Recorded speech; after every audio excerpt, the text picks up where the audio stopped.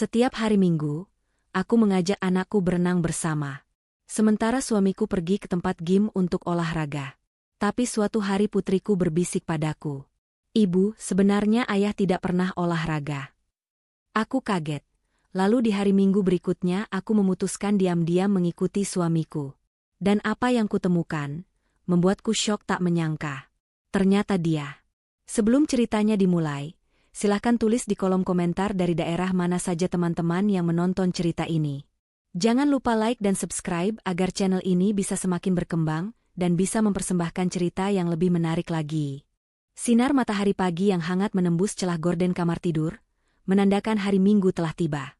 Bagi sebagian orang, hari Minggu adalah waktu untuk bermalas-malasan di tempat tidur, tetapi tidak bagi keluarga kecil Clarissa. Di rumah yang asri itu, hari Minggu memiliki jadwal tetap yang sudah berjalan selama 2 tahun terakhir tanpa celah.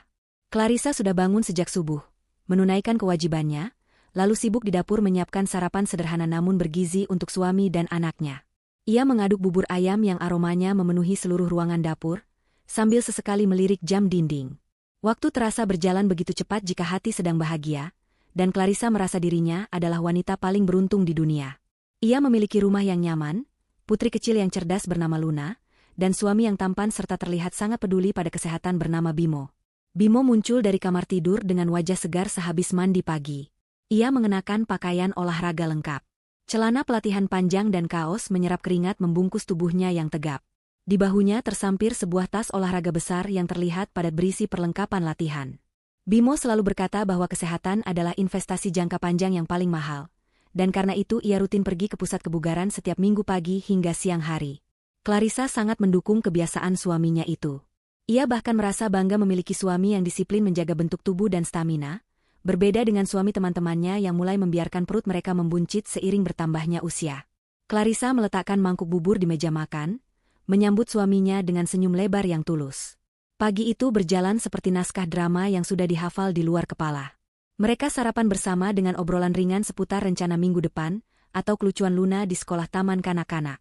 Luna duduk di kursi tingginya, makan dengan lahap sambil sesekali bercerita tentang temannya yang lucu. Bimo mendengarkan dengan sabar, sesekali mengusap kepala putrinya dengan sayang. Pemandangan ini adalah definisi kesempurnaan bagi Clarissa. Tidak ada pertengkaran, tidak ada nada suara tinggi, hanya kehangatan keluarga. Setelah sarapan selesai, Bimo bangkit berdiri dan mengambil tas olahraganya. Ini adalah tanda bahwa waktu perpisahan sementara mereka telah tiba. Rutinitas mereka memang terbagi 2 di hari Minggu. Bimo akan pergi ke tempat kebugaran di pusat kota untuk latihan beban berat yang menurutnya tidak cocok untuk anak kecil. Sementara Clarissa akan membawa Luna ke kolam renang umum yang ramah anak untuk melatih kemampuan motorik putrinya. Bimo mendekati Clarissa, mencium kening istrinya dengan lembut dan cukup lama. Aroma sabun mandi Bimo tercium segar di hidung Clarissa. Bimo berbisik bahwa ia akan berlatih keras hari ini untuk membakar kalori sisa makan malam kemarin. Clarissa tertawa kecil dan menyemangati suaminya. Kemudian Bimo beralih pada Luna, berjongkok menyamakan tingginya dengan sang putri, lalu mencium pipi gembil Luna. Bimo berpesan agar Luna menurut pada ibu dan tidak nakal di kolam renang. Luna mengangguk patuh sambil memegang mainan karet kesayangannya. Setelah ritual pamitan itu selesai, Bimo berjalan gagah menuju mobilnya, melambaikan tangan sekali lagi sebelum kendaraan itu menderu meninggalkan halaman rumah. Clarissa menatap kepergian mobil itu sampai menghilang di tikungan jalan, lalu segera bersiap-siap membereskan perlengkapan renang Luna. Perjalanan menuju kolam renang dihabiskan dengan nyanyian riang Luna di dalam mobil. Clarissa menyetir dengan perasaan tenang. Ia membayangkan betapa sehatnya keluarga mereka. Suaminya olahraga, anaknya berenang, dan ia sendiri aktif bergerak. Sesampainya di kolam renang, suasana sudah cukup ramai oleh keluarga lain. Clarissa membantu Luna mengganti baju, memakaikan pelampung lengan, dan menuntunnya masuk ke kolam anak yang dangkal. Air kolam pagi itu terasa sejuk dan jernih. Luna langsung bersorak kegirangan saat kakinya menyentuh air. Clarissa dengan sabar melatih Luna cara menggerakkan kaki dan menahan napas. Tawa Luna yang lepas membuat hati Clarissa menghangat. Ia merasa segala lelah mengurus rumah tangga dan pekerjaan sampingannya terbayar lunas melihat kebahagiaan Luna. Selama hampir 2 jam mereka bermain air. Clarissa adalah tipe ibu yang sangat protektif namun, membebaskan anaknya bereksplorasi. Ia tidak sekadar duduk di pinggir kolam main ponsel, melainkan ikut masuk ke air, menjaga Luna dari jarak dekat. Namun, entah kenapa hari ini Luna tampak sedikit berbeda. Di sela-sela tawanya, Gadis kecil itu beberapa kali terdiam menatap kosong ke arah pintu masuk kolam renang, seolah sedang memikirkan sesuatu yang berat untuk ukuran anak 5 tahun. Clarissa bertanya apakah Luna lelah atau lapar, tapi Luna hanya menggeleng dan kembali bermain air. Clarissa menganggap itu hanya perubahan suasana hati anak kecil yang biasa terjadi. Mungkin Luna mulai mengantuk karena terlalu lelah bergerak di dalam air. Matahari mulai meninggi dan terasa menyengat di kulit. Clarissa memutuskan sudah waktunya untuk menyudahi sesi renang hari ini. Ia membujuk Luna untuk naik dari kolam. Luna menurut tanpa banyak protes. Mereka berjalan menuju kamar bilas khusus wanita. Suara gemericik air shower dan obrolan ibu-ibu lain memenuhi ruangan ganti. Clarissa memandikan Luna dengan telaten, membersihkan sisa kaporit dari rambut dan kulit putrinya yang halus. Setelah selesai membilas diri dan berpakaian rapi kembali, Clarissa mendudukkan Luna di depan cermin besar untuk mengeringkan rambut panjang Luna dengan handuk. Saat itulah momen yang mengubah segalanya terjadi. Clarissa sedang menggosok lembut rambut Luna dengan handuk, menatap pantulan wajah putrinya di cermin. Luna tidak tersenyum. Tatapan mata bulat itu bertemu dengan tatapan Clarissa di cermin. Ada keseriusan yang tidak wajar di wajah polos itu. Clarissa menghentikan gerakannya sejenak, bertanya dengan lembut ada apa gerangan. Luna memutar tubuhnya menghadap Clarissa. Tangan kecilnya meraih ujung jilbab Clarissa, menariknya pelan agar wajah ibunya mendekat. Clarissa menunduk, mendekatkan telinganya ke bibir mungil Luna, mengira anaknya akan membisikkan permintaan es krim atau mainan baru. Namun yang keluar dari mulut Luna bukanlah permintaan manja.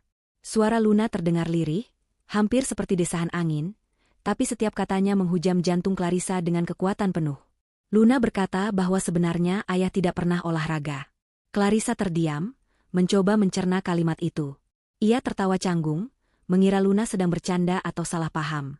Ia mencoba menjelaskan pada Luna bahwa ayah pergi ke tempat kebugaran, tempat orang mengangkat besi berat, jadi tentu saja itu olahraga. Namun Luna menggeleng tegas. Matanya menatap lurus ke manik mata Clarissa, tatapan yang penuh kejujuran murni tanpa rekayasa. Luna melanjutkan kalimatnya dengan detail yang membuat darah Clarissa berdesir dingin. Anak itu berkata bahwa baju ayah tidak pernah bau keringat atau bau asam seperti baju Paman Rio jika habis main bola. Baju ayah selalu wangi. Bau wanginya sama seperti sabun yang dipakai Tante Sandra saat Luna pernah diajak ayah mampir ke rumah tante itu dulu. Luna berkata ia ingat bau itu karena baunya manis seperti kue vanila. Jantung Clarissa seakan berhenti berdetak selama beberapa detik. Nama Sandra melintas di kepalanya seperti kilat. Sandra adalah teman lama, atau lebih tepatnya kenalan masa lalu yang sudah bertahun-tahun tidak ia temui. Bagaimana mungkin Luna tahu bau sabun Sandra? Dan kapan Bimo mengajak Luna ke rumah Sandra tanpa sepengetahuan Clarissa? Clarissa memegang bahu Luna, berusaha menahan getaran tangannya sendiri. Ia bertanya dengan suara bergetar, kapan ayah mengajak Luna ke tempat Tante Sandra? Luna tampak berpikir sejenak, lalu menjawab dengan polos bahwa itu terjadi beberapa kali saat ibu sedang pergi belanja atau arisan, dan ayah bilang mereka mau beli bensin tapi malah mampir ke rumah besar yang ada ayunannya. Luna diminta ayah menunggu di mobil sambil main game di ponsel ayah. Tapi Luna pernah minta pipis jadi masuk ke dalam dan mencium bau wangi itu di kamar mandi. Penjelasan Luna yang runtut dan polos itu meruntuhkan dinding keyakinan yang selama ini dibangun Clarissa. Tidak ada anak 5 tahun yang bisa mengarang cerita sedetail itu tentang aroma sabun dan lokasi rumah. Dunia di sekitar Clarissa terasa berputar. Suara bising di ruang ganti seolah meredup, menyisakan denging panjang di telinganya. Clarissa memeluk Luna erat-erat, menyembunyikan wajahnya yang pucat di bahu kecil anaknya. Ia tidak ingin Luna melihat ketakutan di matanya. Dalam pelukan itu, Clarissa menyadari bahwa rutinitas hari Minggu yang ia anggap sempurna ternyata menyimpan lubang besar yang menganga. Bisikan Luna di tepi kolam renang itu bukan sekadar celoteh anak kecil, melainkan kunci yang membuka kotak Pandora yang selama ini tertutup rapat di rumah tangganya. Clarissa menarik napas panjang, berusaha menenangkan detak jantungnya yang menggila. Ia harus pulang. Ia harus memastikan apakah ucapan anaknya benar, atau hanya salah paham belaka. Namun jauh di lubuk hatinya, insting seorang istri mulai berteriak bahwa ada sesuatu yang sangat salah sedang terjadi. Perjalanan pulang dari kolam renang terasa jauh lebih lama dari biasanya. Clarissa menyetir dengan pikiran yang berkecamuk, sementara Luna sudah tertidur pulas di kursi sebelah, kelelahan setelah berenang. Clarissa mencoba berpikir rasional. Mungkin Luna salah mengenali orang. Mungkin Tante Sandra yang dimaksud Luna bukan Sandra yang ia kenal. Mungkin Bimo hanya mampir sebentar untuk urusan bisnis, atau sekadar menyapa teman lama. Clarissa terus-menerus memberikan alasan logis di kepalanya untuk membela suaminya. Bimo adalah suami yang baik, tidak pernah kasar, selalu pulang tepat waktu di hari kerja, dan memberikan nafkah meski tidak banyak. Tidak mungkin Bimo melakukan hal yang dituduhkan oleh prasangka buruknya. Clarissa berusaha menepis rasa curiga itu, namun kata-kata Luna tentang aroma vanila terus terngiang seperti rekaman rusak yang diputar berulang-ulang. Sesampainya di rumah, jam menunjukkan pukul 12 siang. Rumah masih sepi. Bimo biasanya baru pulang pukul 1 atau 2 siang, dengan alasan ia juga mampir makan siang sehat bersama teman-teman kebugarannya dan lanjut sauna. Clarissa menggendong Luna yang masih tidur ke kamarnya, menyelimutinya dengan hati-hati, lalu menatap wajah damai anaknya. Rasa bersalah menyelinap. Apakah ia selama ini terlalu naif? Apakah ia terlalu sibuk mengurus rumah tangga sampai tidak menyadari apa yang dilakukan suaminya di luar sana? Clarissa keluar dari kamar Luna dan duduk di ruang tamu. Kesunyian rumah yang biasanya menenangkan kini terasa mencekam. Detik jam dinding terdengar seperti hitungan mundur menuju sebuah ledakan. Pukul 1:15, suara deru mobil Bimo terdengar memasuki garasi. Jantung Clarissa kembali berpacu. Ia menarik napas dalam, memasang senyum terbaik yang bisa ia buat, dan berdiri menyambut suaminya di depan pintu. Bimo masuk dengan langkah yang diseret, seolah-olah kakinya sangat berat. Wajahnya dibuat tampak lelah. Ia langsung mengeluh bahwa hari ini adalah jadwal latihan kaki yang sangat menyiksa. Ia bercerita dengan antusias tentang betapa beratnya beban yang ia angkat hari ini, tentang pelatihnya yang memaksanya melakukan repetisi tambahan, dan betapa otot-ototnya menjerit minta istirahat. Akting Bimo begitu meyakinkan, atau setidaknya, dulu selalu terlihat meyakinkan bagi Clarissa. Clarissa mendengarkan cerita itu sambil mengamati suaminya dengan tatapan baru, tatapan seorang penyelidik. Ia memperhatikan kulit wajah Bimo. Bersih, tidak berminyak, dan tidak terlihat kusam layaknya orang yang baru menghabiskan waktu berjam-jam di tempat olahraga yang penuh keringat. Rambut Bimo juga tertata rapi, tidak lepek. Namun Bimo memang selalu mandi di tempat gym sebelum pulang, jadi itu bisa menjadi alibi yang kuat. Clarissa menawarkan air dingin, yang disambut Bimo dengan anggukan lemah seolah ia benar-benar dehidrasi. Saat Bimo meneguk air itu, Clarissa mendekat, pura-pura memijat bahu suaminya. Di sanalah ia menciumnya. Samar, sangat tipis karena tertutup aroma parfum Bimo yang biasa, ada aroma manis yang lembut. Aroma vanila. Bimo meletakkan gelas kosong dan berkata ia ingin mandi lagi di rumah supaya lebih segar sebelum tidur siang. Ia meninggalkan tas olahraganya tergeletak begitu saja di sofa ruang tengah, lalu berjalan menuju kamar mandi. Clarissa menunggu sampai terdengar suara pintu kamar mandi terkunci dan keran air dinyalakan. Dengan langkah cepat dan hati-hati, ia mendekati tas olahraga berwarna hitam itu. Tangannya gemetar saat menyentuh resleting tas. Ia merasa seperti pencuri di rumahnya sendiri, melanggar privasi suaminya. Tapi keraguan ini harus dijawab. Clarissa membuka resleting itu perlahan, menahan napas agar tidak menimbulkan suara. Di dalam tas, Clarissa melihat tumpukan pakaian. Ada kaos olahraga, celana pendek, handuk, dan botol minum protein. Sekilas terlihat normal. Tapi Clarissa adalah seorang ibu rumah tangga yang teliti. Ia tahu persis bagaimana tekstur pakaian kotor dan pakaian bersih. Ia mengambil kaos yang seharusnya dipakai Bimo untuk latihan berat tadi. Kaos itu kering total. Tidak ada sedikit pun rasa lembab yang tertinggal di serat kainnya. Clarissa mendekatkan kaos itu ke hidungnya. Harusnya ada bau keringat, bau apek, atau minimal bau deterjen yang bercampur dengan aroma tubuh yang lelah. Tapi tidak ada. Kaos itu berbau pewangi lemari pakaian, bau yang sama persis saat Clarissa melipat dan memasukkannya ke dalam tas pagi tadi. Kaos itu bahkan masih memiliki garis lipatan setrika yang tajam dan tegas di bagian lengan dan punggung.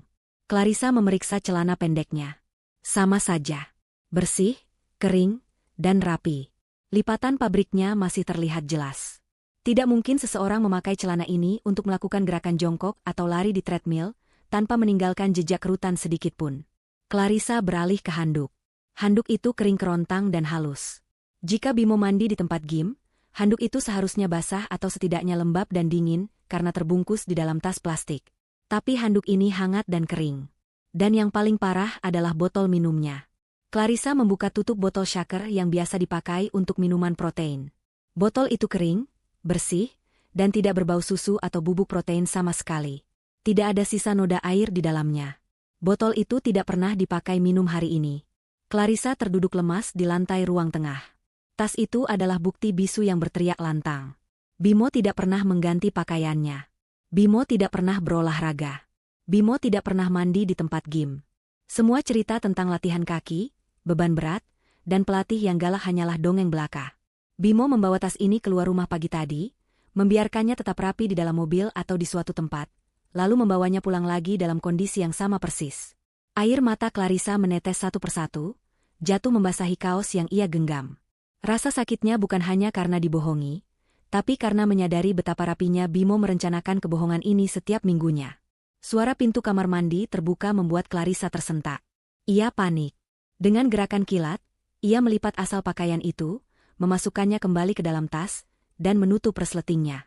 Ia segera berdiri, menyeka air matanya, dan berpura-pura sedang merapikan bantal sofa. Bimo keluar dengan hanya mengenakan handuk di pinggang, bersenandung kecil. Ia tidak melihat kepanikan Clarissa. Ia berjalan santai melewati Clarissa menuju kamar tidur, sambil berkata bahwa ia lapar dan minta disiapkan makan siang. Sikap santai Bimo itu justru membuat luka di hati Clarissa semakin perih. Bagaimana bisa seseorang bersikap begitu biasa setelah membohongi istri dan anaknya seharian? Di meja makan siang itu, Clarissa melayani Bimo seperti biasa. Ia mengambilkan nasi, menuangkan sayur, dan meletakkan lauk di piring suaminya. Tapi di dalam hatinya, badai sedang berkecamuk. Ia menatap Bimo yang makan dengan lahap. Clarissa ingin sekali berteriak, menumpahkan isi tas olahraga itu di depan wajah Bimo, dan menuntut penjelasan. Tapi akal sehatnya menahan. Jika ia melabrak sekarang, Bimo pasti akan mengelak dengan 1000 alasan. Bimo pandai bersilat lidah. Clarissa butuh bukti yang lebih kuat daripada sekadar baju kering. Clarissa butuh melihat dengan mata kepalanya sendiri kemana Bimo pergi. Potongan teka-teki dari Luna mulai terangkai. Rumah besar, ayunan, Tante Sandra, bau vanila, dan tas olahraga yang tidak pernah dipakai. Semuanya mengarah pada satu kesimpulan yang mengerikan. Clarissa sadar ia tidak sedang berhadapan dengan kenakalan suami biasa. Ini adalah pengkhianatan yang terstruktur. Clarissa memandang suaminya yang sedang tertawa menonton video lucu di ponselnya. Tawanya renyah, seolah tanpa beban. Clarissa bersumpah dalam hati, tawa itu tidak akan bertahan lama. Minggu depan, ia tidak akan tinggal diam. Minggu depan, ia akan membuktikan kebenaran ucapan Luna, meskipun kebenaran itu mungkin akan menghancurkan hatinya hingga tak bersisa. Ia akan mengikuti suaminya, kemanapun mobil itu pergi. Seminggu telah berlalu sejak penemuan tas olahraga yang bersih itu, dan bagi Clarissa, 7 hari tersebut terasa seperti 7 tahun yang menyiksa. Ia menjalani hari-harinya seperti robot, melakukan pekerjaan rumah tangga dan mengurus Luna dengan senyum palsu yang terpasang rapi di wajahnya. Setiap kali Bimo pulang kerja dan mencium pipinya, Clarissa harus menahan gejolak rasa mual yang mendadak muncul di perutnya. Ia mengamati setiap gerak-gerik suaminya dengan lebih jeli. Bagaimana Bimo tersenyum pada layar ponselnya lalu buru-buru mematikannya saat Clarissa mendekat. Atau bagaimana Bimo sering beralasan menerima telepon dari klien di teras rumah hingga larut malam. Semua tanda-tanda itu sebenarnya sudah ada sejak lama, namun kepercayaan tulus Clarissa telah menutup matanya selama ini. Kini, selubung itu telah tersingkap, dan Clarissa siap menghadapi kebenaran yang menyakitkan. Minggu pagi kembali datang. Matahari bersinar cerah, seolah mengejek kegelapan yang sedang menyelimuti hati Clarissa. Sesuai rencana yang telah ia susun dengan matang di kepalanya, pagi itu Clarissa tidak bangun pagi-pagi sekali untuk memasak. Ia tetap berbaring di tempat tidur dengan selimut menutupi tubuhnya sampai sebatas leher. Saat Bimo bangun dan melihat istrinya masih terlelap, ia mengguncang bahu Clarissa pelan. Clarissa membuka matanya perlahan, memasang wajah lemas dan menekan perutnya. Ia mengeluh sakit perut yang hebat dan kepala pusing, mungkin karena salah makan kemarin malam. Suaranya dibuat selirih mungkin untuk meyakinkan suaminya. Bimo tampak khawatir, atau setidaknya berpura-pura khawatir. Ia meletakkan punggung tangannya di dahi Clarissa, mengecek suhu tubuh istrinya. Clarissa berkata bahwa ia tidak sanggup pergi berenang hari ini. Ia meminta Bimo untuk tetap pergi olahraga saja karena sayang jika jadwal latihannya terganggu. Sementara Luna akan dititipkan di rumah Ibu Rosa yang hanya berjarak 2 blok dari rumah mereka. Bimo sempat berbasa-basi menawarkan diri untuk membatalkan olahraganya demi merawat Clarissa. Namun, Clarissa bisa melihat kilatan kelegaan di mata suaminya saat Clarissa menolak tawaran itu. Clarissa bersikeras agar Bimo tetap pergi. Akhirnya, dengan wajah yang dibuat berat hati namun langkah yang ringan, Bimo setuju. Ia segera bersiap-siap, mengenakan pakaian olahraganya, dan menyemprotkan parfum itu lagi. Sebelum pergi, Bimo berpesan agar Clarissa banyak istirahat dan minum obat. Setelah mobil Bimo meninggalkan halaman, sakit perut Clarissa sembuh seketika. Clarissa langsung melompat dari tempat tidur. Adrenalin membanjiri tubuhnya. Ia segera memandikan Luna dengan cepat, menjelaskan pada putrinya bahwa hari ini mereka akan main di rumah nenek sebentar, karena ibu ada urusan mendadak. Setelah mengantar Luna ke rumah Ibu Rosa dan memastikan ibunya tidak banyak bertanya, Clarissa menjalankan tahap kedua rencananya. Ia tidak menggunakan mobil keluarganya yang mungkin dikenali Bimo dari kejauhan. Sehari sebelumnya, ia sudah meminjam mobil adiknya, sebuah mobil kecil tua berwarna abu-abu kusam yang sangat pasaran dan tidak mencolok. Mobil itu sudah terparkir di halaman belakang rumah Ibu Rosa. Clarissa mengenakan kacamata hitam besar dan mengganti gaya jilbabnya, agar tidak mudah dikenali jika berpapasan di jalan. Dengan tangan yang sedikit gemetar memegang kemudi, Clarissa memacu mobil itu menuju jalan raya utama. Ia tahu rute yang biasa diambil Bimo menuju pusat kota. Matanya awas menyisir jalanan. Tidak butuh waktu lama baginya untuk melihat mobil SUV hitam milik suaminya berada beberapa ratus meter di depan, terjebak di antrean lampu merah. Jantung Clarissa berdegup kencang, rasanya seperti akan melompat keluar dari rongga dadanya. Ia menjaga jarak aman, membiarkan ada 2 atau 3 mobil lain di antara mobilnya dan mobil Bimo agar tidak mencurigakan. Lampu hijau menyala, dan pengejaran itu dimulai. Clarissa merasa seperti sedang menonton film detektif. Bedanya ini adalah kisah nyata hidupnya yang sedang dipertaruhkan. Dugaan Clarissa benar. Di persimpangan jalan yang seharusnya mengarah ke pusat kebugaran di tengah kota, mobil Bimo justru menyalakan lampu sein ke kanan. Mobil itu menuju ke arah pinggiran kota yang sedang berkembang pesat dengan pembangunan perumahan-perumahan baru. Clarissa menahan napas saat memutar kemudi mengikuti arah mobil suaminya. Jalanan di sini lebih lengang, membuat Clarissa harus lebih berhati-hati menjaga jarak agar tidak ketahuan. Sekitar 20 menit berkendara, mobil Bimo tiba-tiba melambat dan berbelok masuk ke area parkir sebuah tos serba modern yang cukup besar. Clarissa ikut menepi, memarkir mobilnya jauh di sudut area parkir di balik sebuah truk pengantar barang, namun posisinya tetap strategis untuk mengamati mobil Bimo. Clarissa melihat Bimo tidak turun dari mobil untuk membeli minum atau makanan. Mobil itu tetap menyala. Dari balik kaca mobil Bimo yang tidak terlalu gelap, Clarissa bisa melihat pergerakan di dalamnya. Bimo tampak sedang melepas kaos olahraganya. Clarissa menyipitkan mata, memfokuskan pandangannya. Bimo mengganti pakaiannya di dalam mobil. Pria itu mengenakan sebuah kemeja lengan panjang berwarna biru muda yang terlihat mahal dan rapi. Setelah itu, Bimo tampak bercermin di spion tengah, menyisir rambutnya dengan gaya yang lebih klimis, berbeda dengan gaya santainya di rumah. Clarissa mencengkeram setir mobil kuat-kuat, hingga buku-buku jarinya memutih. Transformasi itu terjadi di depan matanya. Suaminya yang pamit untuk berkeringat mengangkat beban, kini berdandan layaknya seorang eksekutif muda yang hendak pergi kencan atau rapat penting. Setelah selesai berdandan, Bimo kembali melajukan mobilnya keluar dari area parkir tos serba. Clarissa kembali mengikuti, kali ini dengan perasaan yang lebih hancur namun juga lebih yakin. Sandiwara Bimo bukan main-main. Ia menyiapkan kostum, alibi, dan waktu yang spesifik. Clarissa bertanya-tanya dalam hati, dari mana Bimo mendapatkan uang untuk membeli kemeja sebagus itu? Selama ini Bimo selalu bilang keuangannya sedang sulit, karena bisnis yang ia rintis belum balik modal. Bimo bahkan sering meminta uang bensin pada Clarissa. Fakta bahwa Bimo memiliki pakaian mahal yang disembunyikan membuat Clarissa sadar bahwa ia juga telah ditipu secara finansial, bukan hanya secara emosional. Mobil Bimo terus melaju semakin jauh ke daerah yang lebih elit, meninggalkan hiruk-pikuk kota di belakang.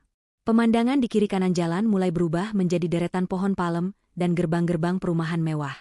Mobil SUV hitam itu akhirnya mengurangi kecepatannya saat mendekati sebuah gerbang perumahan yang sangat megah. Tulisan besar berwarna emas terpampang di dinding marmer gerbang masuk, Klaster Mawar Residence. Ini adalah kawasan hunian elit yang baru dibangun setahun terakhir, terkenal dengan harganya yang selangit dan fasilitasnya yang lengkap. Clarissa tahu tempat ini karena ia sering melihat iklannya di media sosial, namun tidak pernah terlintas di benaknya bahwa suaminya memiliki urusan di tempat semewah ini. Bimo menghentikan mobilnya di pos keamanan. Clarissa melihat satpam menyapa Bimo dengan hormat dan langsung membuka palang pintu otomatis, tanpa meminta kartu identitas. Itu artinya Bimo sudah sangat sering datang ke sini, atau bahkan Bimo adalah penghuni tetap yang dikenal baik oleh petugas keamanan.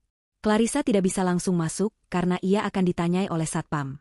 Ia memutuskan untuk menunggu sejenak di seberang jalan, berpura-pura mengecek ponsel. Setelah mobil Bimo menghilang di balik tikungan jalan utama komplek, Clarissa memberanikan diri mendekat ke pos satpam. Ia menurunkan kaca mobilnya dan tersenyum ramah pada satpam yang berjaga. Dengan nada percaya diri yang dipaksakan, Clarissa berkata bahwa ia adalah pengantar catering untuk rumah di Blok C nomor 8, alamat asal-asalan yang ia karang seketika. Beruntung, Satpam itu tampaknya sedang sibuk dan melihat penampilan Clarissa yang rapi serta sopan. Ia mengizinkan Clarissa masuk dengan menukar kartu identitas. Clarissa menyerahkan KTP lamanya yang kebetulan masih tersimpan di dompet, lalu segera memacu mobil masuk ke dalam kawasan perumahan. Di dalam komplek, suasana sangat tenang dan asri. Jalanan lebar berlapis aspal mulus, taman-taman bunga tertata rapi di setiap sudut, dan rumah-rumah besar berdiri kokoh tanpa pagar tinggi. Clarissa melajukan mobilnya pelan, matanya mencari-cari mobil Bimo. Ia tidak perlu mencari terlalu lama. Di ujung jalan blok utama, ia melihat mobil suaminya terparkir di depan sebuah rumah berlantai 2 yang desainnya sangat mencolok. Clarissa menghentikan mobilnya agak jauh, berlindung di balik bayangan pohon besar yang rimbun. Ia mematikan mesin dan menatap rumah di depannya itu. Seketika, napasnya tercekat di tenggorokan. Air mata yang sejak tadi ia tahan kini, mendesak keluar tanpa bisa dibendung lagi. Rumah itu bukan sekadar rumah mewah biasa. Clarissa mengenal setiap detail arsitekturnya. Bentuk atapnya yang unik, jendela-jendela besar yang menghadap ke timur untuk menangkap matahari pagi, balkon luas di lantai 2 dengan pagar besi tempa bermotif daun, hingga ayunan kayu berwarna putih di teras depan. Itu adalah rumah impiannya. 5 tahun yang lalu, saat mereka baru menikah dan masih tinggal di kontrakan sempit, Clarissa pernah menggambar sketsa rumah masa depannya di buku catatan. Ia menunjukkan gambar itu pada Bimo dengan mata berbinar, bermimpi suatu hari mereka bisa membangun rumah seperti itu untuk anak-anak mereka. Waktu itu Bimo tertawa meremehkan, mengatakan bahwa desain itu terlalu boros, tidak masuk akal, dan butuh biaya miliaran yang tidak mungkin mereka miliki. Bimo menyuruh Clarissa berhenti bermimpi dan hidup realistis. Namun kini, gambar coretan tangan Clarissa itu berdiri nyata di hadapannya. Bimo telah mewujudkan mimpi Clarissa, tapi bukan untuk Clarissa. Rasa sakit yang menghujam dada Clarissa kali ini jauh lebih perih daripada saat mengetahui suaminya berbohong. Ini adalah pencurian mimpi. Bimo telah mencuri visi masa depan Clarissa dan memberikannya pada orang lain. Clarissa merasa dikhianati sampai ke tulang sumsumnya. Bagaimana mungkin Bimo tega melakukan ini? Membangun rumah dengan desain yang sangat spesifik yang diinginkan istrinya, tapi untuk ditinggali bersama wanita lain. Ini adalah bentuk kekejaman psikologis yang luar biasa. Saat Clarissa sedang bergulat dengan rasa sakitnya, pintu depan rumah itu terbuka. Sosok Bimo keluar, kini tanpa beban. Ia tertawa lebar, wajahnya berseri-seri, ekspresi yang jarang sekali ia tunjukkan di rumah Clarissa belakangan ini. Tak lama kemudian, seorang wanita keluar menyusulnya. Wanita itu adalah Sandra. Clarissa mengenalinya meski sudah bertahun-tahun tidak bertemu. Sandra terlihat lebih berisi, kulitnya terawat, dan ia mengenakan daster rumahan yang terlihat nyaman namun elegan. Yang membuat mata Clarissa terbelalak adalah perut Sandra yang membuncit. Wanita itu sedang hamil besar. Bimo merangkul pinggang Sandra dengan protektif, lalu menuntunnya duduk di ayunan kayu putih di teras itu.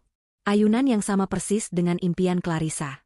Bimo berlutut di depan Sandra, mengelus perut buncit itu dengan penuh kasih sayang, lalu menempelkan telinganya ke sana seolah sedang mendengarkan detak jantung bayi. Sandra tertawa manja, mengelus rambut Bimo. Pemandangan itu begitu sempurna, gambaran keluarga bahagia yang harmonis. Ironisnya, kebahagiaan itu dibangun di atas penderitaan Clarissa dan Luna.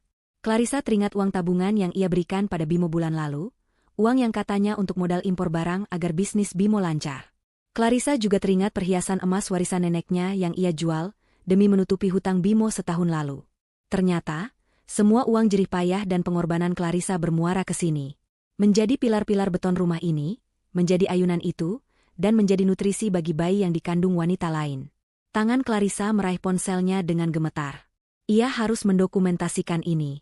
Ia tidak boleh hanya menangis dan pulang dengan tangan kosong. Dengan hati-hati, ia mengarahkan kamera ponselnya ke arah teras rumah itu, menggunakan fitur pembesar gambar maksimal. Ia memotret berkali-kali. Memotret Bimo yang sedang mencium kening Sandra, memotret plat nomor mobil Bimo yang terparkir di garasi rumah itu, dan memotret suasana rumah secara keseluruhan. Setiap kali tombol kamera ditekan, hati Clarissa semakin membeku. Rasa sedihnya perlahan berubah bentuk. Air matanya berhenti mengalir, digantikan oleh tatapan dingin yang tajam. Kesedihan itu mengkristal menjadi kemarahan yang tenang namun mematikan. Ia melihat Bimo bangkit berdiri dan masuk ke dalam rumah sebentar, lalu keluar lagi membawakan segelas jus untuk Sandra. Bimo melayani Sandra layaknya seorang ratu.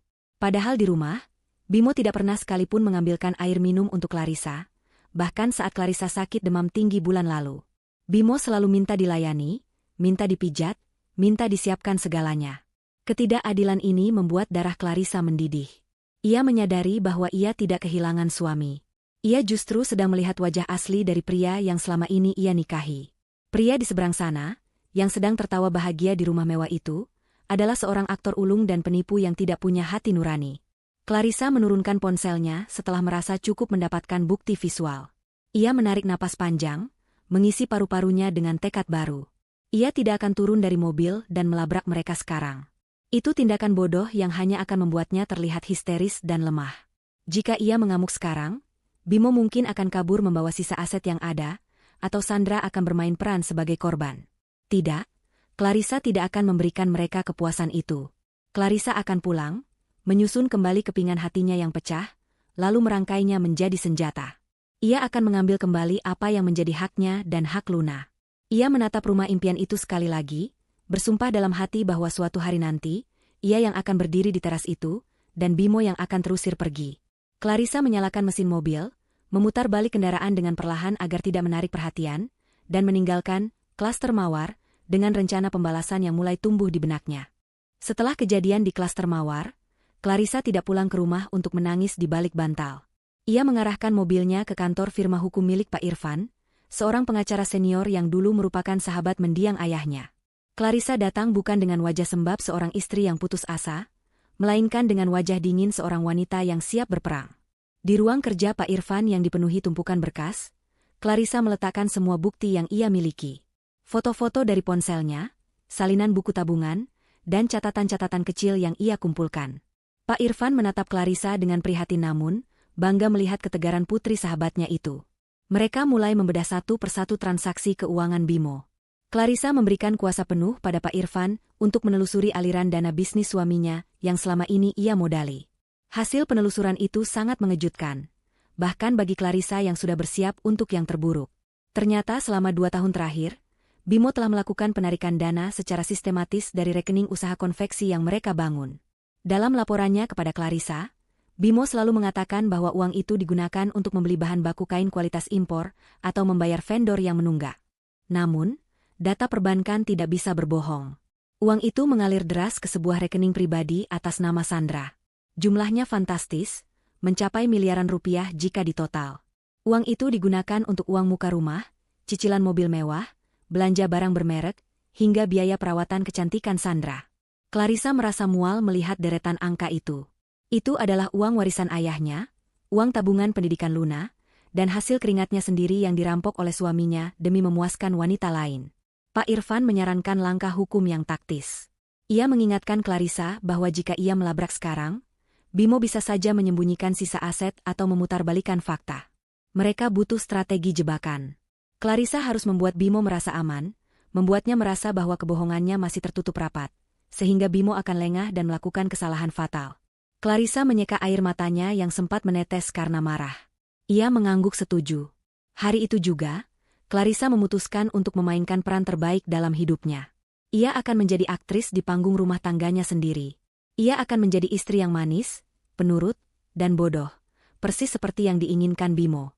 Malam harinya, saat Bimo pulang ke rumah, ia disambut dengan aroma masakan favoritnya. Clarissa memasak rendang daging sapi yang membutuhkan waktu berjam-jam untuk membuatnya. Rumah terlihat rapi, bersih, dan wangi. Clarissa menyambut Bimo di pintu dengan senyum lebar dan ciuman di tangan, sesuatu yang belakangan jarang ia lakukan karena lelah bekerja. Bimo tampak terkejut, namun kejutan itu segera berganti menjadi rasa puas. Dalam pikiran licik Bimo, ia merasa hebat karena bisa memiliki istri yang melayaninya di rumah dan simpanan cantik di luar sana tanpa ketahuan. Bimo makan dengan lahap sambil memuji masakan Clarissa setinggi langit. Clarissa membalas pujian itu dengan tatapan lembut, padahal di dalam hatinya ia sedang menahan gejolak amarah yang siap meledak kapan saja. Di tengah makan malam yang tampak harmonis itu, Bimo mulai melancarkan aksinya. Dengan nada suara yang dibuat sedih dan penuh tekanan, ia bercerita bahwa bisnisnya sedang butuh suntikan dana segar. Ia beralasan ada peluang besar untuk ekspansi keluar pulau, tapi butuh modal cepat dalam minggu ini. Jika tidak, peluang itu akan diambil orang lain. Bimo melirik Clarissa, memancing reaksi istrinya. Clarissa meletakkan sendoknya pelan. Ia menatap mata suaminya dalam-dalam. Dulu, ia pasti akan langsung bertanya detail dan khawatir. Tapi kali ini, Clarissa tersenyum menenangkan. Ia berkata bahwa ia percaya penuh pada Bimo. Ia berkata bahwa sebagai istri, tugasnya adalah mendukung suami mencari nafkah. Wajah Bimo langsung cerah seketika. Ia tidak menyangka akan semudah ini. Clarissa bangkit menuju laci meja kerjanya, dan mengambil sebuah map dokumen yang sudah disiapkan oleh Pak Irfan sore tadi. Di dalam map itu terdapat dokumen pencairan deposito pendidikan Luna yang nilainya cukup besar. Namun, di antara tumpukan kertas itu, terselip sebuah surat pernyataan pengalihan aset dan pengakuan hutang yang dikemas dengan bahasa hukum yang rumit. Jika Bimo teliti, ia akan tahu bahwa tanda tangannya di sana berarti ia mengakui telah meminjam uang pribadi Clarissa dan menjaminkan segala aset yang ia miliki, termasuk yang diatasnamakan orang lain, sebagai jaminan. Tapi Clarissa tahu kelemahan suaminya. Bimo itu malas membaca dan serakah. Clarissa meletakkan map itu di depan Bimo beserta sebuah pena. Ia berkata dengan nada manja agar Bimo segera tanda tangan supaya besok uangnya bisa langsung cair dan bisnisnya lancar. Tanpa curiga sedikitpun, Bimo menyambar pena itu. Matanya hanya tertuju pada angka nominal pencairan dana yang tertera di halaman depan. Ia tidak membaca lembar-lembar berikutnya. Pikirannya sudah melayang membayangkan wajah bahagia Sandra saat ia membawakan uang tunai nanti. Dengan cepat, Bimo membubuhkan tanda tangannya di atas materai pada lembar yang disodorkan Clarissa. Bunyi goresan pena di atas kertas itu terdengar seperti musik kemenangan di telinga Clarissa. Saat Bimo selesai dan menutup map itu dengan senyum lebar, Clarissa ikut tersenyum. Namun senyum Clarissa memiliki arti yang berbeda. Tanda tangan itu adalah vonis mati bagi kebebasan finansial Bimo. Malam itu, Bimo tidur nyenyak dengan mimpi indah tentang kekayaan. Sementara Clarissa terjaga semalaman, menatap langit-langit kamar dengan perasaan dingin. Ia baru saja mengunci leher suaminya dengan rantai hukum yang tak kasat mata. Beberapa hari setelah Bimo menandatangani dokumen jebakan itu, Clarissa menerima panggilan telepon dari Pak Irfan. Pengacara itu membawa kabar yang sangat menarik, sebuah celah yang bisa menjadi pukulan telak bagi Bimo dan Sandra. Ternyata, rumah mewah di klaster Mawar yang ditinggali Sandra memiliki masalah administrasi yang serius. Bimo, dengan segala kecerobohannya mengelola keuangan, ternyata sudah menunggak pembayaran cicilan kepada pihak pengembang selama 3 bulan terakhir. Uang yang seharusnya untuk membayar rumah itu, rupanya dipakai Sandra untuk berlibur ke luar negeri bulan lalu. Pihak pengembang sedang dalam proses untuk melayangkan surat peringatan penyitaan, namun mereka lebih suka jika ada pihak lain yang mau mengambil alih sengketa tersebut secara tunai agar arus kas perusahaan mereka tidak terganggu. Informasi ini adalah senjata emas bagi Clarissa. Rumah itu belum sah menjadi milik Sandra maupun Bimo. Statusnya masih menggantung. Pak Irfan menjelaskan bahwa Clarissa bisa masuk sebagai investor yang membeli hak tagih dan kepemilikan rumah itu langsung dari pengembang. Dengan kata lain, Clarissa bisa membeli rumah tempat selingkuhan suaminya tinggal, tanpa sepengetahuan mereka. Clarissa tidak perlu berpikir 2 kali. Ia masih memiliki simpanan dana warisan dari neneknya yang berupa logam mulia, dan beberapa aset tanah di kampung yang bisa dicairkan segera. Bimo tidak pernah tahu tentang aset ini karena Clarissa sengaja menyimpannya sebagai dana darurat keluarga. Ironisnya, dana darurat itu kini digunakan untuk menghancurkan keluarga palsu yang dibangun suaminya. Proses pembelian dilakukan dengan sangat hati-hati dan rahasia. Clarissa tidak menggunakan namanya sendiri secara langsung agar Bimo tidak curiga jika ada surat yang nyasar. Ia mendirikan sebuah perusahaan cangkang, sebuah perseroan terbatas kecil yang bergerak di bidang properti, dengan Pak Irfan sebagai kuasa hukumnya. Melalui perusahaan inilah Clarissa membeli sengketa rumah di klaster Mawar. Dalam waktu kurang dari seminggu, transaksi itu selesai. Pihak pengembang sangat senang karena masalah kredit macet mereka terselesaikan dengan pembayaran tunai. Mereka menyerahkan segala dokumen legalitas kepada Pak Irfan. Kini, secara hukum hitam di atas putih, pemilik sah dari tanah dan bangunan yang ditempati Sandra adalah perusahaan milik Clarissa. Siang itu, Clarissa duduk di sebuah kafe seberang kantor Pak Irfan, memegang salinan sertifikat kepemilikan baru itu. Tangannya mengelus kertas tebal itu dengan perasaan campur aduk. Ada rasa puas yang luar biasa, seolah ia baru saja memenangkan sebuah pertempuran besar tanpa harus menghunus pedang. Ia membayangkan wajah Sandra yang sombong, yang merasa hidupnya aman dan terjamin di dalam istana megah itu. Sandra tidak sadar bahwa ia sedang menumpang di rumah istri sah dari pria yang ia rebut. Sandra tidur di kamar yang dimiliki Clarissa, memasak di dapur milik Clarissa, dan berteduh di bawah atap milik Clarissa. Clarissa merasa seperti hantu atau bayangan yang menguasai segalanya tanpa terlihat. Ia adalah pemilik bayangan yang sewaktu-waktu bisa menampakkan diri dan mengusir penghuni liar di dalamnya. Sore harinya, Bimo pulang ke rumah dengan membawa sebuah boneka beruang besar untuk Luna. Ia memberikannya dengan gaya seorang ayah yang sangat penyayang. Luna menerimanya dengan senyum tipis. Namun mata anak itu tidak bisa berbohong. Luna menatap ibunya, seolah meminta izin apakah boleh menerima hadiah dari ayah yang pembohong. Clarissa mengangguk pelan, membiarkan sandiwara itu berlanjut sedikit lagi. Bimo kemudian duduk di sofa, memijat kakinya, dan mulai bercerita bualan tentang betapa suksesnya pertemuan bisnisnya hari ini berkat modal yang diberikan Clarissa. Ia berkata bahwa keuntungan akan berlipat ganda bulan depan, dan ia berjanji akan mengajak Clarissa dan Luna liburan ke Eropa akhir tahun nanti. Clarissa mendengarkan semua omong kosong itu sambil melipat pakaian.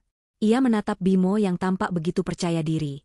Pria itu benar-benar tidak tahu apa yang sedang terjadi di belakang punggungnya. Bimo tidak tahu bahwa rumah, investasi, rahasianya sudah berpindah tangan. Bimo tidak tahu bahwa setiap rupiah yang ia keluarkan kini diawasi oleh pengacara.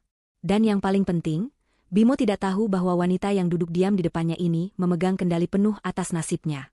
Clarissa menyodorkan secangkir teh hangat untuk Bimo. Saat Bimo menyeruput teh itu dan mendesah nikmat, Clarissa tersenyum misterius. Ia berkata dalam hati, nikmatilah ketenangan ini selagi bisa, Mas. Karena badai yang sesungguhnya sudah menunggu di depan pintu. Malam semakin larut, Clarissa memandangi kalender di dinding kamarnya. Hari Minggu tinggal 2 hari lagi. Ia melingkari tanggal itu dengan spidol merah di dalam pikirannya. Hari Minggu besok bukan lagi hari untuk berenang atau berolahraga palsu. Hari Minggu besok adalah hari eksekusi. Clarissa sudah menyusun skenario terakhir.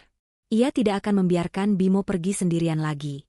Ia akan membawa Bimo dan Luna ke pesta kejutan yang sesungguhnya. Clarissa mematikan lampu kamar, membiarkan kegelapan menyelimuti ruangan, namun api di dalam dadanya menyala semakin terang. Ia sudah tidak sabar melihat wajah Bimo saat topengnya ditarik paksa di hadapan semua orang. Kesabaran Clarissa sudah mencapai batasnya, dan kini saatnya sang pemilik bayangan keluar menuju cahaya untuk menagih apa yang menjadi miliknya. Hari Minggu yang dinanti-nantikan akhirnya tiba. Langit pagi itu berwarna abu-abu mendung, seolah alam semesta sedang bersiap menurunkan badai yang sejalan dengan suasana hati Clarissa. Di dalam rumah, rutinitas pagi berjalan sedikit berbeda dari biasanya. Bimo sudah siap dengan setelan pakaian olahraganya yang mahal dan tas besar yang selalu menemaninya. Ia tampak terburu-buru, berkali-kali melirik jam tangan, mungkin karena ia sudah janji akan datang lebih awal ke rumah Sandra untuk menemani wanita itu periksa kandungan atau sekadar sarapan bersama.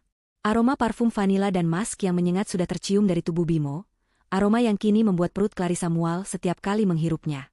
Bimo sedang mengikat tali sepatunya di teras ketika Clarissa keluar dengan pakaian rapi, bukan pakaian santai rumah, melainkan pakaian semi-formal yang anggun lengkap dengan jilbab satin yang berkilau. Clarissa berdiri di ambang pintu, menatap punggung suaminya dengan tatapan dingin yang ia sembunyikan di balik senyum manis. Ia memanggil Bimo dengan suara lembut namun tegas. Bimo menoleh, sedikit terkejut melihat penampilan istrinya yang sudah rapi sepagi ini. Sebelum Bimo sempat bertanya atau berpamitan pergi, Clarissa langsung melancarkan serangan pertamanya. Ia berkata bahwa hari ini Bimo harus membatalkan rencana ke tempat kebugaran. Clarissa beralasan bahwa ia baru saja mendapatkan kabar gembira dari kantornya kemarin sore.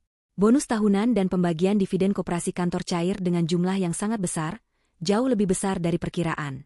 Clarissa berbohong dengan sangat lancar, mengatakan bahwa ia ingin merayakannya dengan mengajak Bimo dan Luna makan siang spesial di restoran mewah, lalu pergi melihat lokasi properti karena ia berniat menginvestasikan uang bonus itu hari ini juga. Mendengar kata bonus besar dan investasi, mata Bimo langsung berbinar. Sifat serakahnya langsung mengambil alih logika. Rencana menemui Sandra seketika menjadi prioritas kedua di kepalanya.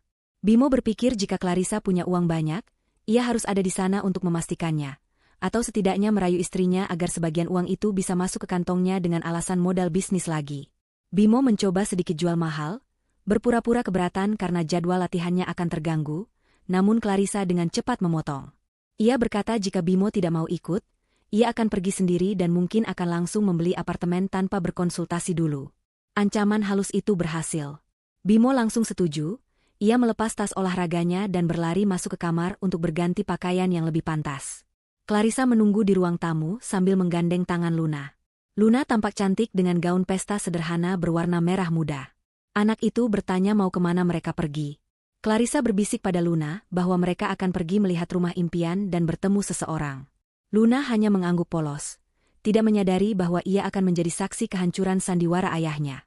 Tak lama kemudian, Bimo keluar dengan kemeja batik lengan pendek, terlihat rapi dan tampan. Ia tersenyum lebar, merangkul Clarissa dan Luna, berlagak seperti kepala keluarga yang ideal. Mereka berjalan menuju mobil. Saat Bimo hendak duduk di kursi pengemudi, Clarissa menahannya. Ia meminta kunci mobil, berkata bahwa ia yang akan menyetir karena ia yang tahu lokasi restoran dan properti yang akan mereka tuju. Bimo menurut saja, berpikir mungkin Clarissa ingin memanjakannya hari ini. Mobil mulai melaju membelah jalanan kota yang cukup padat di hari Minggu. Awalnya Bimo tampak santai, bersiul kecil mengikuti lagu di radio sambil sesekali mengirim pesan sembunyi-sembunyi lewat ponselnya, mungkin memberi kabar palsu pada Sandra. Namun, suasana santai itu perlahan memudar ketika Clarissa mengarahkan mobil bukan ke pusat kota tempat restoran-restoran mewah berada, melainkan berbelok ke arah pinggiran kota. Bimo mulai gelisah di kursinya. Ia bertanya dengan nada heran mengapa mereka ke arah sana. Clarissa menjawab dengan tenang tanpa menoleh, mengatakan bahwa ada restoran baru yang sangat bagus di daerah pengembangan baru, dan lokasi properti yang diincar juga ada di sana. Jawaban itu cukup masuk akal. Tapi insting Bimo mulai membunyikan alarm bahaya. Kegelisahan Bimo memuncak saat mobil melewati persimpangan yang sangat ia kenal. Jalanan ini adalah rute yang ia lewati setiap minggu untuk menuju rumah Sandra. Keringat dingin mulai muncul di pelipis Bimo. Ia mencoba mengalihkan pembicaraan, menyarankan agar mereka putar balik saja dan makan di mal terdekat karena Luna pasti lapar. Tapi Clarissa menolak dengan halus, mengatakan tanggung karena sudah dekat. Clarissa menyetir dengan fokus penuh, namun ekor matanya menangkap setiap gerakan Bimo yang semakin panik. Bimo mulai mengetuk-ngetukkan jarinya ke lutut, tanda ia sedang sangat gugup. Ia pasti sedang berdoa dalam hati agar mobil ini hanya sekadar lewat dan tidak berhenti di tujuan yang ia takutkan. Namun doa Bimo tidak terkabul. Clarissa menyalakan lampu sein kanan, berbelok masuk ke gerbang megah klaster Mawar Residence. Wajah Bimo pucat pasi seolah darahnya tersedot habis. Ia menoleh cepat ke arah Clarissa. Suaranya bergetar saat bertanya kenapa mereka masuk ke sini. Clarissa tetap tenang, menjawab datar bahwa properti yang ingin ia beli ada di dalam komplek ini, karena katanya prospek investasinya sangat bagus. Bimo terdiam, lidahnya keluh. Ia terjebak dalam situasi yang sangat mengerikan. Ia tidak bisa melarang Clarissa masuk karena itu akan sangat mencurigakan. Tapi jika mereka masuk, risiko bertemu Sandra atau ketahuan sangat besar. Bimo hanya bisa berharap Sandra sedang tidak ada di rumah, atau setidaknya mereka hanya melihat-lihat blok lain yang jauh dari rumah Sandra. Harapan Bimo hancur berkeping-keping saat Clarissa melajukan mobil lurus menuju blok utama, blok tempat rumah Sandra berada. Napas Bimo mulai terdengar berat dan pendek. Ia memegang pegangan pintu mobil dengan erat. Clarissa bisa merasakan ketakutan yang memancar dari tubuh suaminya, dan itu memberinya kepuasan tersendiri. Mobil terus melaju pelan, melewati deretan rumah mewah, hingga akhirnya Clarissa menginjak rem tepat di depan sebuah rumah dengan pagar tanaman yang asri. Itu adalah rumah Sandra. Rumah dengan ayunan putih di terasnya. Clarissa mematikan mesin mobil. Keheningan menyergap kabin mobil selama beberapa detik. Bimo membeku, matanya menatap horor ke arah rumah itu. Clarissa menoleh pada suaminya, tersenyum penuh arti, lalu berkata bahwa inilah rumah yang ia maksud. Rumah investasi masa depan mereka. Clarissa membuka pintu mobil dan turun dengan langkah anggun. Ia berjalan memutar untuk membukakan pintu bagi Luna, sementara Bimo masih terpaku di kursi penumpang depan seperti patung. Bimo benar-benar lumpuh oleh rasa takut. Otaknya buntu, tidak tahu harus berbuat apa. Jika ia tidak turun, Clarissa akan curiga. Jika ia turun, ia tamat. Clarissa mengetuk kaca jendela mobil Bimo, memintanya turun dengan isyarat tangan.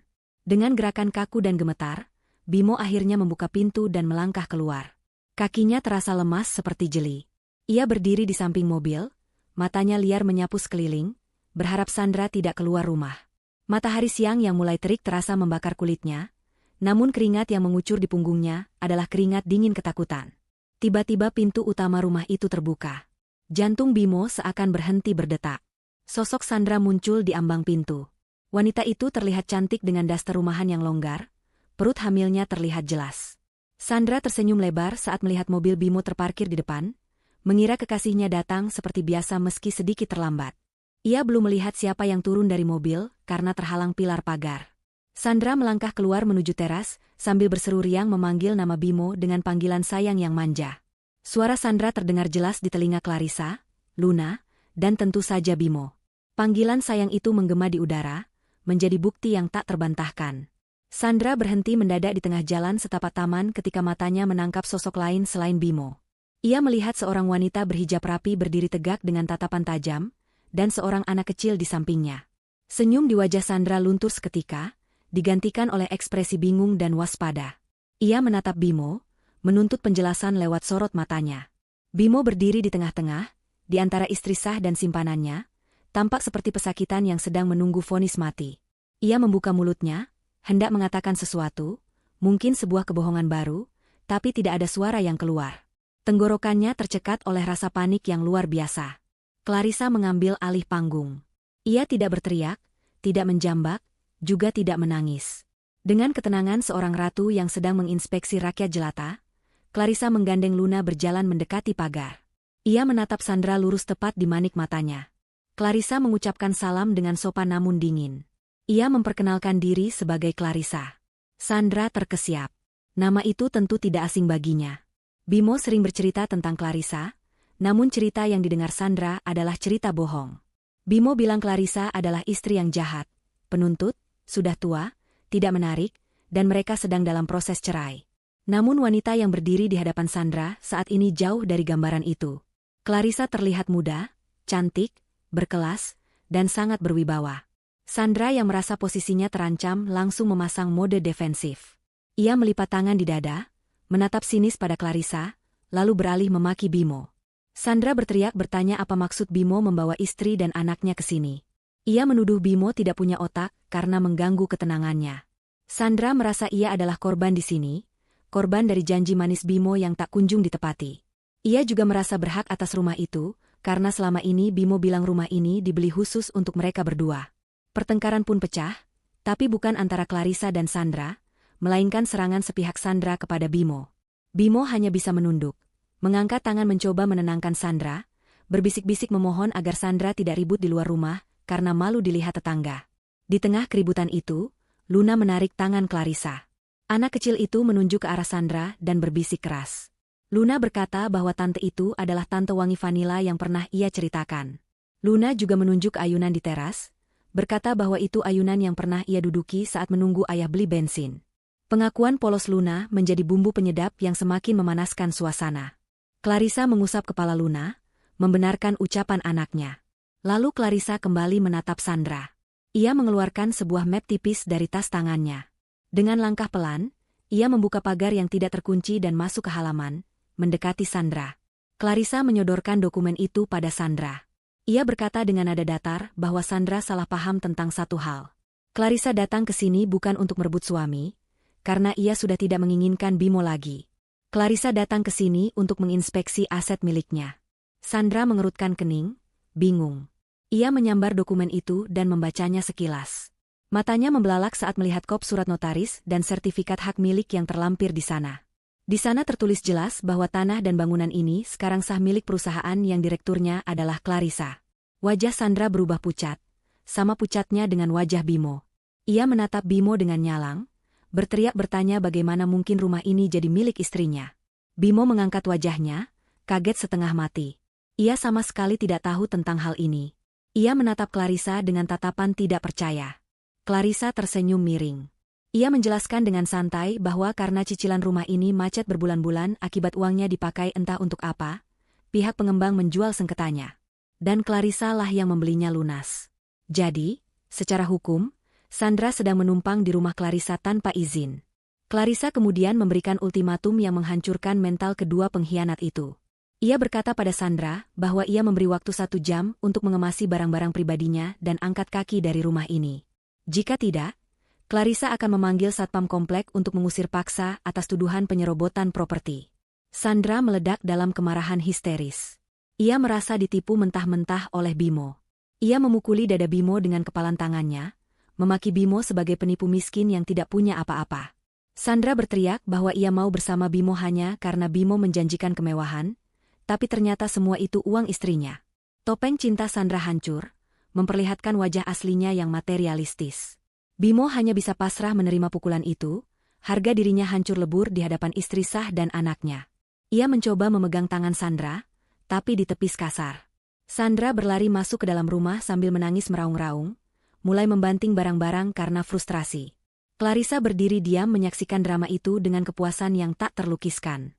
Ia telah berhasil mengadu domba mereka dengan kenyataan. Ia melihat Bimo yang kini berdiri sendirian di teras, tampak menyedihkan dan kecil. Bimo menoleh pada Clarissa, matanya berkaca-kaca memohon belas kasihan. Ia mencoba mendekati Clarissa, memanggil nama istrinya dengan suara parau, berusaha meraih tangan Clarissa. Tapi Clarissa mundur selangkah, menatap suaminya dengan tatapan jijik seolah melihat sampah. Clarissa berkata tegas bahwa sandiwara sudah selesai. Tidak ada lagi game, tidak ada lagi investasi bodong, dan tidak ada lagi rumah tangga. Clarissa menunjuk ke arah gerbang komplek, di mana sebuah mobil patroli polisi yang sudah dihubungi Pak Irfan sebelumnya mulai terlihat mendekat. Suara sirine mobil polisi yang meraung-raung memecah keheningan siang hari di klaster Mawar Residence, membuat suasana yang sudah tegang menjadi semakin mencekam. Bunyi sirine itu terdengar semakin dekat, semakin nyaring, seolah menjadi musik pengiring bagi runtuhnya kerajaan kecil yang dibangun Bimo di atas pondasi kebohongan. Bimo berdiri terpaku di teras rumah mewah itu, wajahnya pucat pasi seperti mayat hidup. Keringat dingin mengucur deras dari dahinya, membasahi kemeja batik yang ia kenakan. Kakinya gemetar hebat, seolah tulang-tulangnya telah dilolosi satu persatu. Ia menatap mobil patroli berwarna putih biru yang perlahan berhenti tepat di belakang mobil Clarissa. 2 orang petugas berseragam turun dengan wajah tegas, diikuti oleh seorang pria berpakaian jas rapi yang sangat dikenal Bimo. Pria itu adalah Pak Irfan, pengacara keluarga Clarissa yang selama ini Bimo anggap sebagai orang tua yang membosankan. Kini, Pak Irfan terlihat seperti malaikat pencabut nyawa bagi Bimo.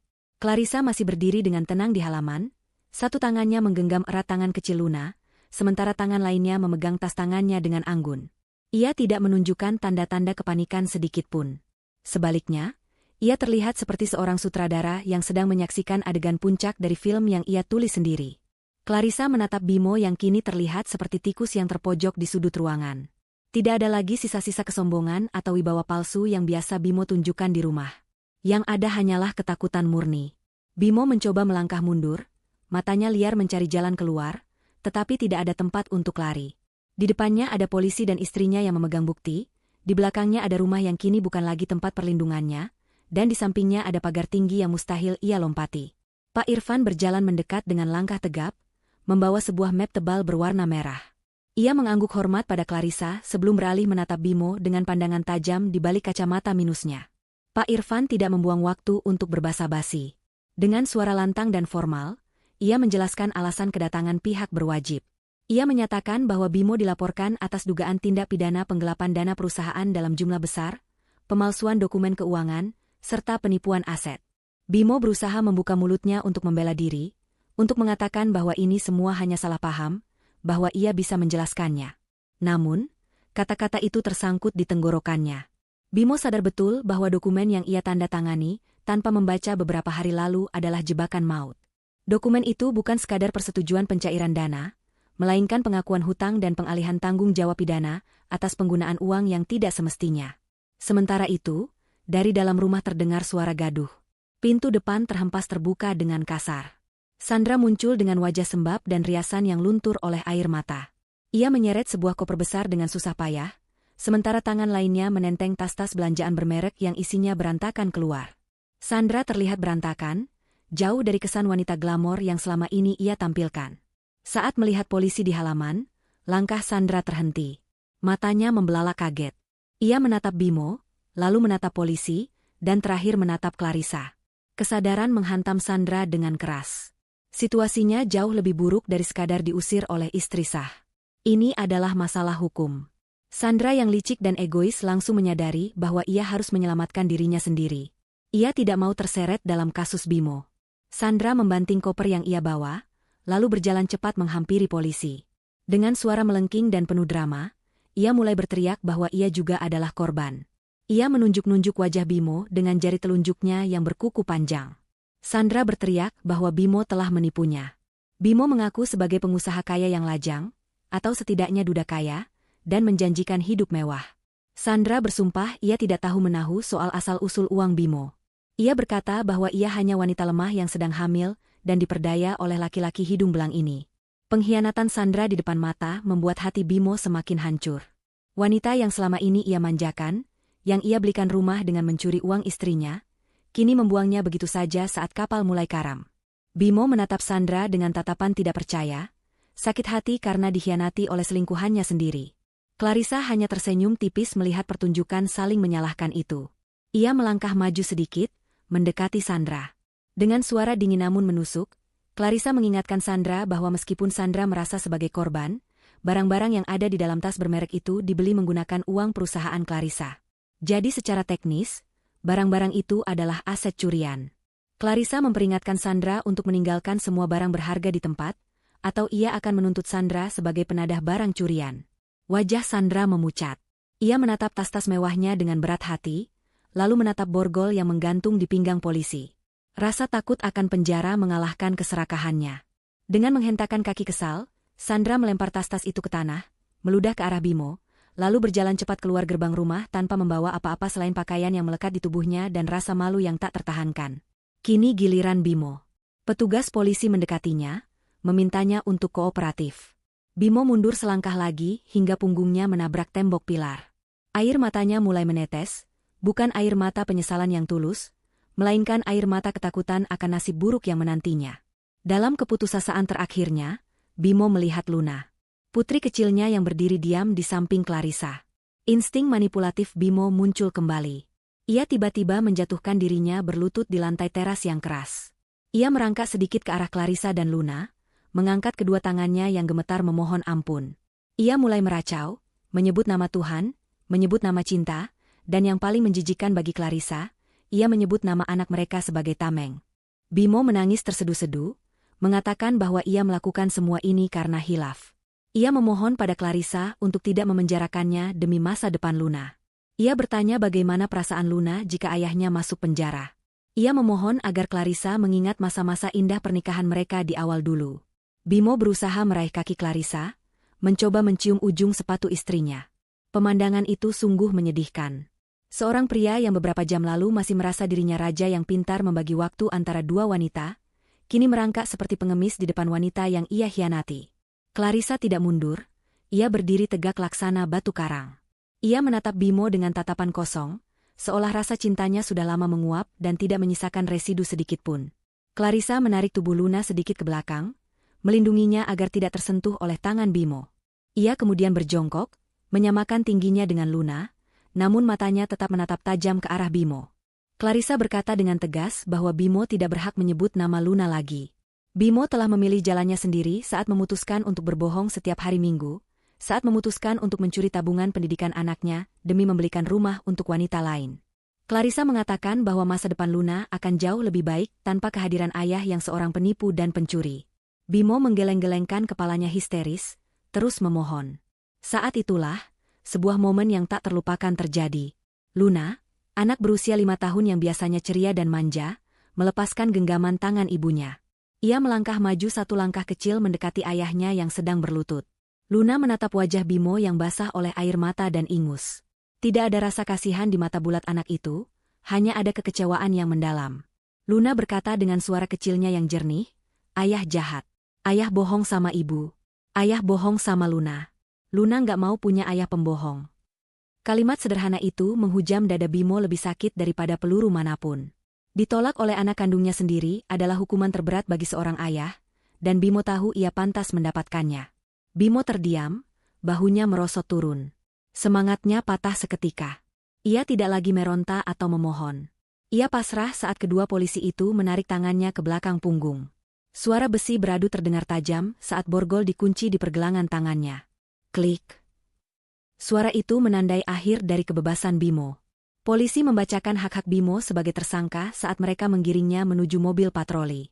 Bimo berjalan dengan kepala tertunduk dalam, tidak berani menatap wajah Clarissa maupun Luna lagi.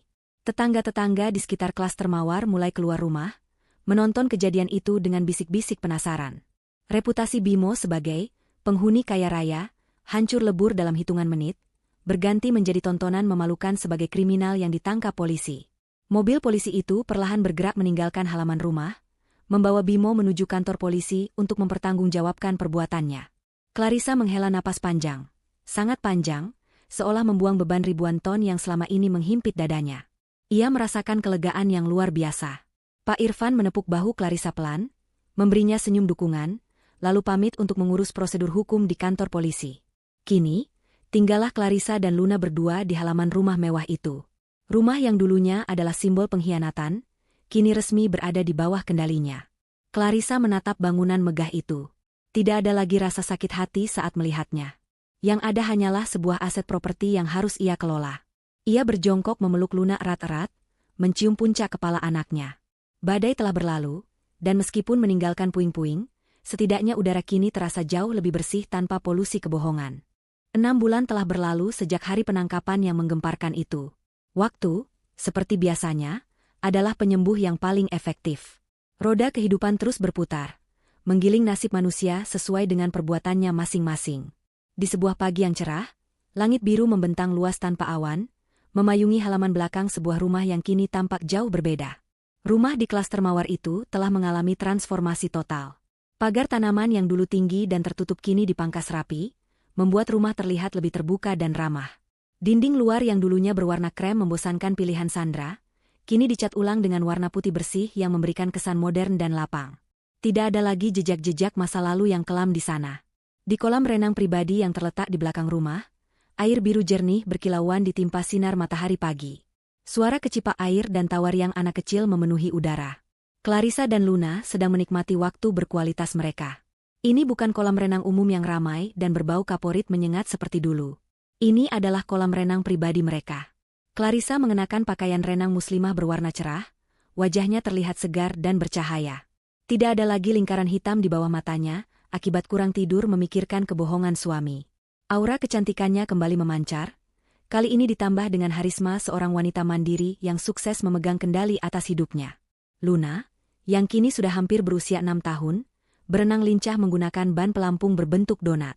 Tawa anak itu terdengar lepas, bebas dari beban. Clarissa duduk di tepi kolam, kakinya menjuntai ke dalam air yang sejuk. Ia menyesap segelas jus jeruk segar sambil mengawasi Luna. Pikirannya melayang sejenak ke peristiwa 6 bulan lalu. Proses perceraiannya dengan Bimo berjalan sangat cepat. Dengan bukti-bukti perselingkuhan, penelantaran, dan tindak pidana yang kuat, hakim mengabulkan gugatan cerai Clarissa dalam sidang pertama. Hak asuh anak jatuh sepenuhnya ke tangan Clarissa. Bimo tidak bisa melakukan perlawanan apapun. Ia divonis bersalah atas kasus penggelapan dan penipuan, dan kini sedang menjalani masa hukumannya di lembaga pemasyarakatan. Harta benda Bimo yang tersisa disita untuk mengganti kerugian perusahaan, membuatnya jatuh miskin seketika. Kabar terakhir yang didengar Clarissa, keluarga besar Bimo pun enggan menjenguknya karena malu dengan aib yang ia buat. Nasib Sandra pun tidak jauh lebih baik. Setelah diusir dari rumah itu, Sandra sempat mencoba menuntut hak asuh atas anak yang dikandungnya kepada Bimo, berharap mendapat tunjangan. Namun karena Bimo bangkrut dan dipenjara, Sandra tidak mendapatkan sepeser pun. Rumor yang beredar mengatakan bahwa Sandra terjerat hutang pinjaman online untuk membiayai gaya hidupnya yang tak bisa direm, dan kini harus bersembunyi di kampung halamannya, bekerja serabutan untuk menghidupi bayinya. Clarissa tidak merasa kasihan, namun juga tidak lagi menyimpan dendam. Ia menganggap mereka berdua hanyalah bagian dari masa lalu yang memberinya pelajaran mahal tentang harga sebuah kejujuran. Karma telah bekerja dengan caranya yang sempurna dan adil. Rumah di klaster Mawar ini tidak dijual oleh Clarissa. Ia memutuskan untuk merenovasinya dan menjadikannya rumah singgah dan taman bacaan untuk anak-anak yatim di akhir pekan, sekaligus menjadi villa pribadi bagi dirinya dan Luna. Clarissa ingin mengubah energi negatif rumah ini menjadi sesuatu yang bermanfaat. Ayunan putih di teras depan yang dulu menjadi simbol impian yang dicuri, kini menjadi tempat favorit anak-anak panti asuhan untuk bermain dan membaca buku cerita. Clarissa merasa menang setiap kali melihat anak-anak itu tertawa bahagia di sana. Ia telah merebut kembali mimpinya, membersihkannya dari noda, dan membuatnya jauh lebih bermakna daripada sekadar hunian mewah untuk pamer. "Ibu, lihat aku bisa menyelam," seru Luna membuyarkan lamunan Clarissa. Anak itu memamerkan kemampuannya menahan napas di dalam air, lalu muncul kembali ke permukaan dengan wajah basah dan menyeka matanya. Clarissa bertepuk tangan, memberikan pujian yang membuat Luna tersenyum bangga. Luna berenang mendekati ibunya, berpegangan pada tepi kolam. Tiba-tiba wajah Luna berubah sedikit serius, teringat sesuatu. Ia menatap ibunya dan bertanya dengan polos, "Ibu, ayah kemana? Kenapa ayah nggak pernah ikut kita berenang lagi?" Pertanyaan itu wajar keluar dari mulut anak seusia Luna yang mungkin mulai merindukan sosok ayahnya, terlepas dari apa yang telah terjadi. Clarissa meletakkan gelas jusnya, lalu mengulurkan tangan mengusap pipi basah Luna. Ia tidak menghindar, tidak juga berbohong. Clarissa telah berjanji pada dirinya sendiri untuk selalu jujur pada anaknya, tentu dengan bahasa yang bisa dimengerti anak kecil. Ia menatap mata Luna dengan lembut dan berkata, "Ayah sedang belajar, sayang. Ayah sedang di tempat khusus untuk orang-orang yang harus belajar menjadi baik lagi. Ayah harus memperbaiki kesalahan yang dulu ayah buat." Clarissa tidak menggunakan kata penjara yang menakutkan, tapi ia juga tidak memberi harapan palsu bahwa Bimo sedang bekerja atau liburan. Luna tampak berpikir sejenak mencerna jawaban ibunya, lalu mengangguk paham. "Oh, seperti kalau Luna nakal disuruh duduk diam di kursi ya, Bu?" tanya Luna polos. Clarissa tertawa kecil, "Iya, kurang lebih seperti itu. Tapi waktunya lebih lama karena kesalahan ayah lebih besar." Luna tidak bertanya lagi. Ia tampaknya puas dengan jawaban itu. Baginya, hidup berdua dengan ibu yang selalu ada, yang tidak pernah berbohong, dan yang selalu mengajaknya bersenang-senang seperti ini sudah lebih dari cukup. Luna kembali mendorong tubuhnya menjauh dari tepi kolam, kembali bermain air dengan riang. Clarissa menengadah menatap langit. Sinar matahari terasa hangat di wajahnya. Ia menarik napas dalam-dalam, menghirup udara pagi yang segar, bersih dari aroma parfum vanila yang menyesakan, bersih dari aroma kebohongan yang busuk. Hidupnya kini terasa ringan. Ia memiliki bisnis yang semakin berkembang karena ia kelola sendiri dengan benar, ia memiliki aset yang aman, dan yang terpenting, ia memiliki kebahagiaan dan ketenangan batin yang tak ternilai harganya. Clarissa menyadari bahwa hari Minggu bukan lagi hari yang kelabu. Hari Minggu kini adalah hari kemenangannya. Ia mengambil kacamata hitamnya, memakainya dengan gaya santai, dan bersandar di kursi malas. "Ayo, Bu, turun ke air," ajak Luna sambil memercikan air ke arah Clarissa. "Siap, Tuan Putri," jawab Clarissa sambil tertawa. Ia bangkit dan melompat masuk ke dalam kolam, menciptakan cipratan air yang besar. Tawa mereka berdua pecah, membahana di udara, menandakan awal dari babak baru kehidupan yang penuh harapan dan kejujuran. Clarissa tahu, seberat apapun badai yang pernah menerjang, matahari akan selalu bersinar lagi bagi mereka yang berani berjalan di atas kebenaran. Dan pagi ini, matahari bersinar sangat cerah untuk Clarissa dan Luna.